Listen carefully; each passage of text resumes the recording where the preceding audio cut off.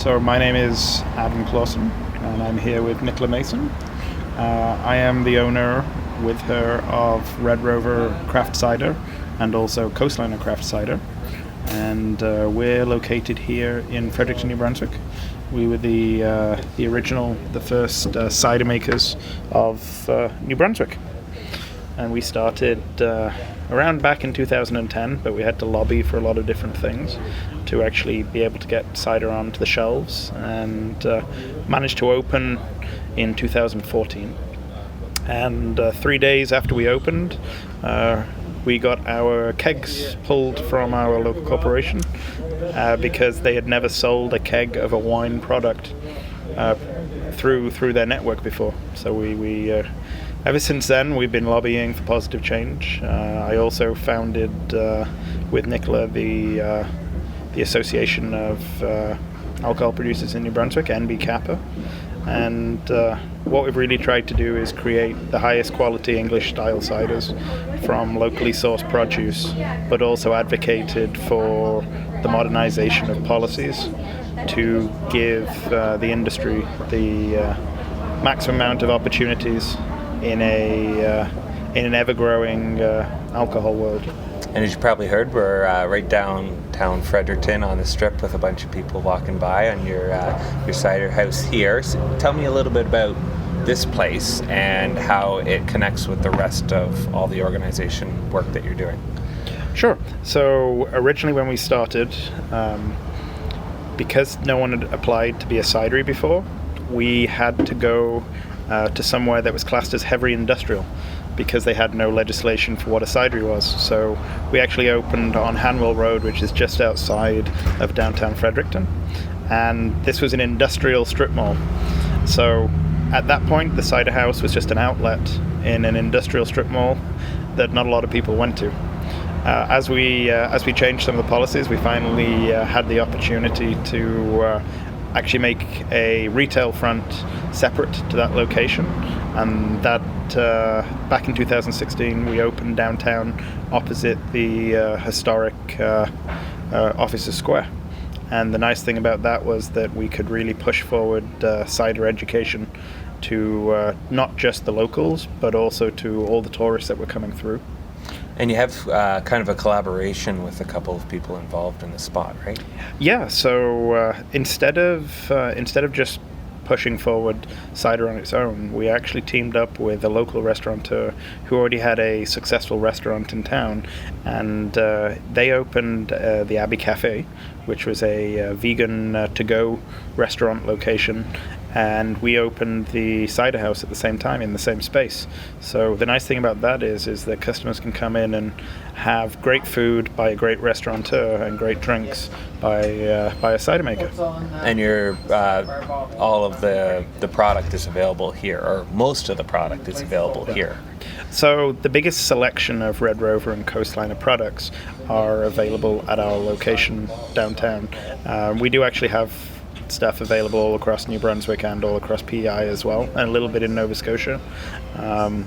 But if you want to get all the funky and all of the slightly more experimentals, all of our barrel reserves, our orchard reserves, and at Christmas time our spirits of Christmas, they're all exclusively available from our cider house location. Do you want to tell me a little bit about the background of how you came to be and why you landed here? Sure. So my background is mechatronic engineering, which naturally, which is the bastard child of mechanical and electrical engineering, and I always loved trying to help people. And what I've wanted to do from a really young age was create prosthetic hands for amputees and also for people born without hands. So my partner Nicola wanted to come to Canada because she'd studied abroad in Hamilton, and I visited her and we fell in love with Canada. And she said, as long as we're going to Canada, then you can choose where in Canada.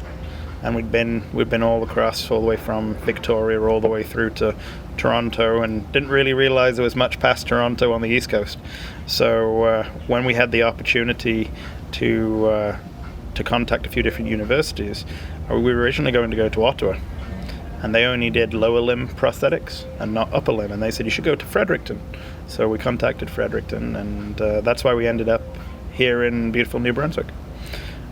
At the end of a contract that I was working on making prosthetic hands, I completed my life goal of doing that, and I wanted to try something new. We realized that there'd been a really big growth of cider in the UK, and it really wasn't happening in the Maritimes. So we started looking into why, and it was because of the policy, but it was also because the knowledge of what cider was here didn't really exist anymore. Prohibition had pretty much snapped that out, and we saw it as a big opportunity. But we also love cider. My partner Nick doesn't drink cider. She doesn't drink beer or anything else. She only drinks cider. And how are you? I'm good. Because of that, we'd always been making a little bit on the side. We tried it with friends, and it was just something totally different. So what we ended up doing was we started a little crowdfund, but it wasn't crowdfund to make money. It was crowdfund for opinions. Okay. If you ever visit Fredericton, Fredericton is split across the St. John River, and people are very proud to be on one side or the other. So we created T-shirts that were proud to be Northsiders or Southsiders.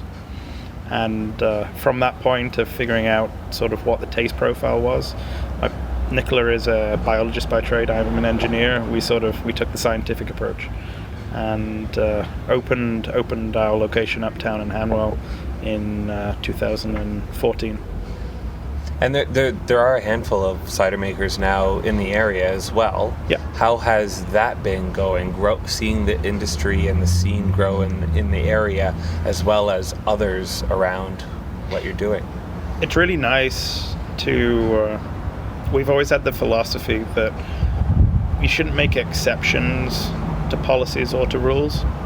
You should try and push it forwards, because the real impact is supporting the community, not just supporting getting your own business through. So there's been quite a few new cideries actually starting up all the way around New Brunswick, and also we've helped some start in Nova Scotia as well. And it's really nice to see, pun intended, the fruits of our labor paying off for other individuals as well, and the whole support of having more people pushing forward quality cider really helps us. It helps the education of the customers, and makes us not feel so alone in a world that's dominated by micro beer right now. Yeah, and that's Fredericton, right? Like the fact that the craft beer scene here is so large. I feel like it's probably a parallel or even growing faster on the cider side of things. Yeah, so right now, when we started, there was only one brewery in Fredericton. We were the second when we were making cider, so there was one brewery and us, and then in very short order after us, another, I think there's around 8 now around Fredericton. Some smaller, some larger, and there's one extra cidery in town as well. How much do you think is attributed to the work that you're doing as sort of the association and the lobbying that you've done? A large amount of it, the reason the association was formed was as the cider makers, we were the outsiders. We were the ones that were privy to all the information of all the frenemies that microbrewers are. They're all very friendly, but at the same time, they're all slightly closed off. We were aware that there was a frustration that there wasn't more being done. So when we called them all up, it sort of gave the impetus of the association, something that no other province has. I mean, our association doesn't advocate specifically for beer or specifically for cider or wine or mead or spirits. Mm-hmm. We are an all-encompassing, if you make alcohol from it, we are your association. Yeah. And because of that, the Liquor Corporation sees us really as one voice for all craft alcohol. And because of that, the policies have been going a lot quicker. Yeah. They can't really bounce beer versus cider versus mead versus spirits versus wine when they can only speak with one association. So it's pushing us forward very quickly. Yeah, and it shows the importance of a unification of a sector as opposed to special interests in different ways. Have you found that the impact on the local municipalities within the province, has there been many changes with regards to zoning laws and ability for production or whatnot? So one zoning law that I can speak to is the fact that, as I mentioned earlier, we couldn't have had a cidery downtown if the municipalities hadn't understood the not just the economic impact but the touristic impact of having those sort of locations on board. And to the point at which Fredericton now, if you go on the website, they really push the idea of it being a craft alcohol destination. So they've gone from being very conservative about it to being incredibly proactive. Before we circle back into your offerings, I'll ask you one more question Sure. on angling. If there was some sort of advice you could give to people who are in that sort of lobbyist angle, what would it be? What do you think would be the biggest impact that you could provide to say, hey, I have a feeling it might be get everybody together under one roof, one name, and go forward from there, but maybe there's something else? That's a really good question. There's the radio interviews of 20 years from you doing this coming into you. So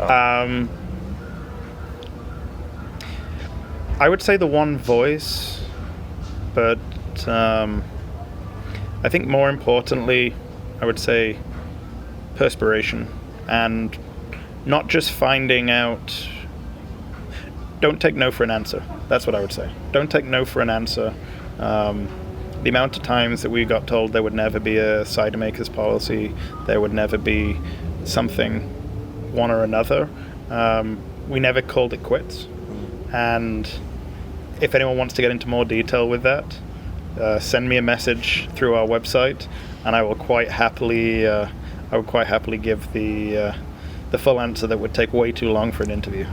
Let's shift a little bit about to, for example, what you brought out here and what other offers you have. Can you tell me a little bit about what you have available for the public and how it sort of came to be? Sure. So, jumping back a little bit to the original crowdfunding North Cider, South Cider campaign, we come from the north of England, and we had dry and semi-dry ciders, so English style, so lower carbonation, higher alcohol.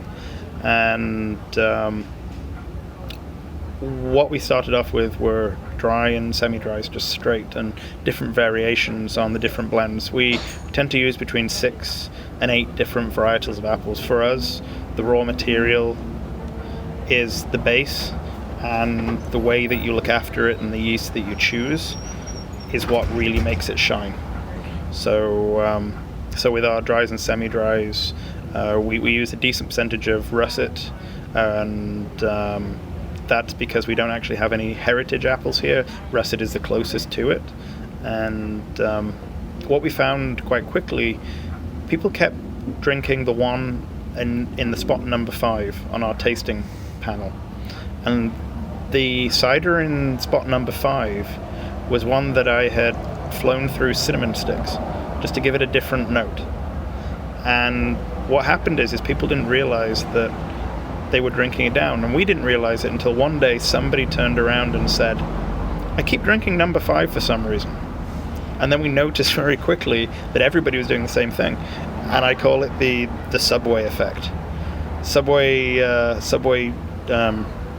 sandwiches pump out the smell of Subway sandwiches to try and pull people in, and what we were noticing is it was cinnamon on the nose, and people couldn't figure out why they were smelling something different to what they were tasting.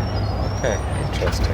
And because of that, that sort of led our philosophy on a lot of our other ciders as well. So that one ended up becoming, so spring is our semi-dry. In the springtime, you have a lot of floral notes in that one, and it's a semi-dry, so it's not too dry. In the summer, you want something that's thirst quenching, that captures your thirst but simultaneously refreshes you. So that's our dry. The acid level is just a little higher with that one.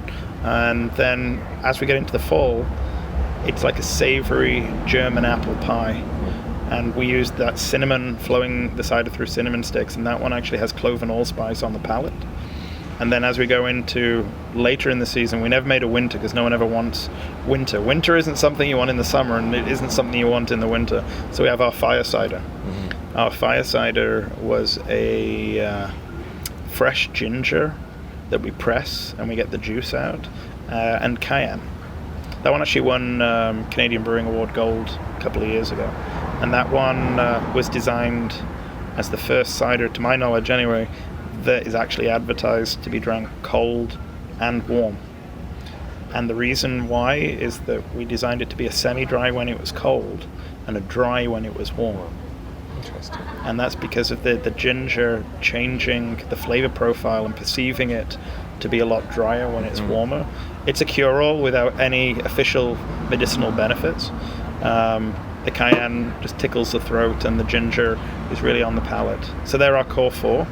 And then on top of that, we do a lot of different specials. Dragon Slayer, which is our cranberry for Canada Day and St. George's Day. And then we have our Blood Moon for the middle of summer, which is a blood orange cider. We have our White Witch, which is a white beer inspired, fresh cilantro and orange zest, along with our Mojito Cider, which is a lime cider for the summer. And we sort of went into... we're trying to make a cider for all seasons. Even though we already have our seasonal ciders, we have other ciders that go around that.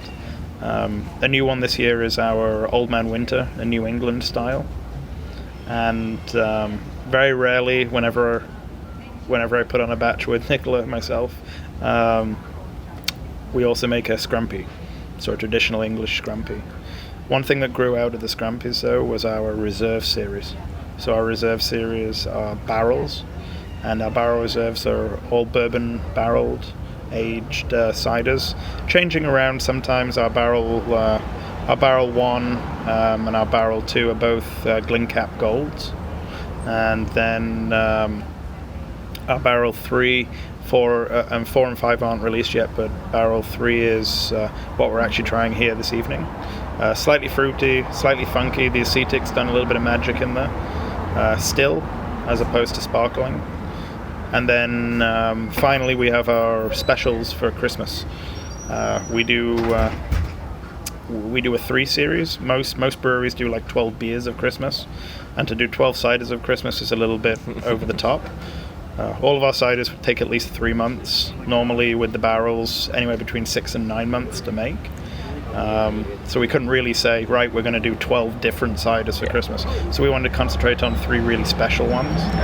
So we actually have we teamed up with the distillery in New Brunswick. There was only one at the time, and we wanted to make it slightly tacky. So it's our Charles Dickens ciders, and there are Christmas Carol.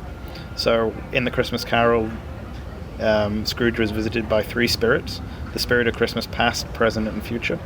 So we have our past, present, and future. Our past is a white brandy with our semi-dry base that this year was actually done with a majority Spartan apple. Spartan being a little sweeter, and we'd actually oaked that Spartan before we aged it in bottle with the gin. And then the Spirit of Christmas Present was a wild blueberry that was aged in barrel with gin thua, which is a gin from the province. And then last but not least was our Spirit of Christmas Future. You want to see the future? There's only one spirit you can use, which is absinthe. Yeah. So Dancing with the Green Fairies was our summer cider, but with a slight variation that was aged out. So 3 very distinct ciders, and we're quite proud of how successful they've been over the winter period. Yeah. How you doing, guys? Good. Great. Thank you. It sounds as though the engineering and the biology background have no involvement whatsoever in how you go about the work that you do. Oh, nothing. Not at all. Yeah, we we say we normally science the out of everything. Yeah. And yeah, we tend to certain amount of autistic and a certain amount of artistic. Yeah. Yeah. Very nice. It's a really nice offering. You're doing, you said, so you have a production company or a production facility just on sort of the outside of town, and then you do the sales here. Where else are you available? We're actually available in all of MB Liquors. We have, I would say, somewhere in the region of 60 different licensees around New Brunswick, with an additional probably about 10 across PEI and Nova Scotia. And we're also available in all of the Nova Scotia, the PEI liquor stores. But we're slowly making our way across into other areas. We're trying to get reps and everything else. But yeah, that's sort of where we are right now. And also available online at our website as well. Excellent. Do you find that the borders are a challenge, or even provincial borders or the federal border into the States for access points? Or Federal is always interesting into the States. We tend to try and keep away from that. But when it comes to provincial borders, at least in the Maritimes, we're working very hard as an association to try and break those borders down. And as it stands right now, access into at least the Maritime provinces is significantly easier now than it even was 5 years ago. And we hope that will continue from the Maritimes onwards into Quebec, into Ontario and onwards. The whole Como case starting in New Brunswick is always an interesting factor. But realistically, in the next 20 years, with the amount of small producers and the voice ever unifying, something will change. Yeah, and we were following the case quite closely because there were some ideas that would come out of it from our side of things in Ontario, because it is such a strong and tough border, say, between Ontario and Quebec, where you can't get anything from the Quebec side on Ontario or vice versa because of the laws in Quebec. So it seems to have created sort of a stopgap between the two, plus the import challenges that are put into place and all of that. So it makes it pretty interesting, and as a case study, there is quite different unique sections within the country when it comes to ability to access content or products from around the world. So it's really quite interesting in that sense. And I've been lucky enough, I've probably sampled now about 500 ciders in the last 3 years. And there are quite differences between the different areas. Have you found that yourself? Yeah, we actually do something with all of our staff, which is whenever we do a training, wherever we've been, we bring back extra cider. So I think most recently, which one did we do most recently? New York State. Is that one? Yeah. So Nicola was down in New York State at what was the place? Cornell. Yeah. Yeah. And what we try and do is we try and give our staff an appreciation for that. We'd love to be able to sell all the different styles, to really show the differences between an English and a French style, between a Spanish style and a New England cider. Yeah. We make our own interpretations on those, but there is a very big distinct. Like the Quebec ciders are incredibly distinct to, I would say, the New Brunswick ones, to the Nova Scotian ones being high in acid because of the palate of the Nova Scotian region. The Ontario ones, again, very different, and even if you go from sort of the Prince Edward County area all the way down to the Niagara region, the wine influence down in the Niagara region plays a big part on the cider. And then you go up into Caledon, you go to Tom and Spirit Tree, then you see a totally different side because of the orchards. French influence and Yeah. So it would be really nice to get to a point where all those ciders could be sampled with each other, and I think it will come, but it'll only come with the advocacy of the producers and the customers. Yeah, and I'd agree. I think, there's only one or two places sort of around that can sustain that because of the population and the rules and so on. So as I think we were talking before off recording. Something like her father's cider bar is a great example of that, Yep. where you can show up there and there's 150 to try of different ways and means and so on, and you could spend weeks or months or want to move next door if you're that into it. So Yep. I guess just to answer a couple of the last fun questions, do you have preferences on either your own or something you've tried that you really like? Or is there someone that you're you like to champion a little bit outside of yourself? Outside of ourselves.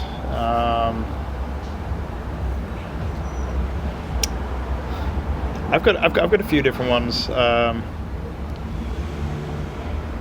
like Tom's stuff at Cidery.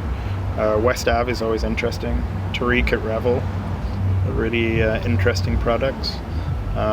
Going over to Quebec, Michel Jourdan is a great cider maker, and a much older than most people expect cider makers. And then for us, I really like our Spirits of Christmas. I really like our summer cider. It was first place best in class at Glencap, and it's nice after it had been entered into different things in the past, and it had always been our favorite because it was our driest cider. But to get that sort of vindicated myself and Nicola's mentality on how much we liked. You can't have a favorite child, but you secretly do. Oliver's cider out of the UK is also a really nice interpretation. Well, my hope is with winning that award, you don't decide with, say, your previous work and decide, oh, we've done that, and we can move on now. So, because I've really enjoyed the work that you've done here and what we've been able to sample over the week and a couple different times, and it's been a lot of fun. So, thank you so much for the time. It's been a pleasure. And I think Nicola had one extra cider. You were going to add something. I've been extremely quiet this whole time. Yes. And that's fine. That is my usual mode of operation. Like Adam said, summer has always been my personal favorite. Although at Red Rover, since we started making the cranberry cider, which is the Dragon Slayer, it comes in a very, very close second. We ferment dry, so the cider is really tart, which I really enjoy. But for outside, one that has always stood out to me is First Fling from Black Diamond Cidery.